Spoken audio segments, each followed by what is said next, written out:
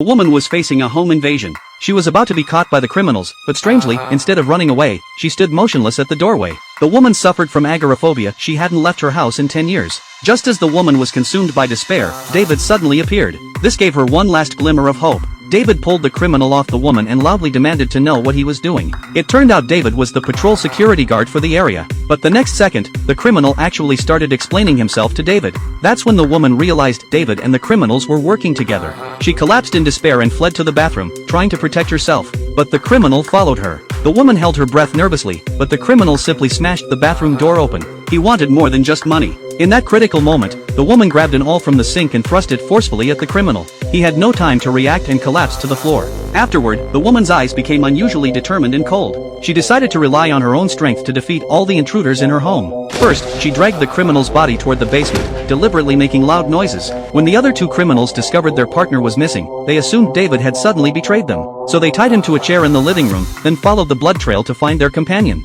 Once both criminals entered the basement, the woman quickly activated a switch. The basement stairs actually retracted into the wall. This was her second phase of the plan, trapping the criminals together. Then the woman went to the living room and found the tied-up David. Unable to accept his betrayal, she severely punished him before throwing him into the basement as well. The woman told the criminals that if they wanted to treat David, they could go to the room behind the door where there was a medical kit. But as soon as the criminal walked in, the door automatically closed behind him. No matter what he tried, he couldn't escape. Meanwhile, the woman had made her way to the study. She turned on the computer and watched the basement through surveillance cameras. Next, she was going to make all the criminals pay a terrible price.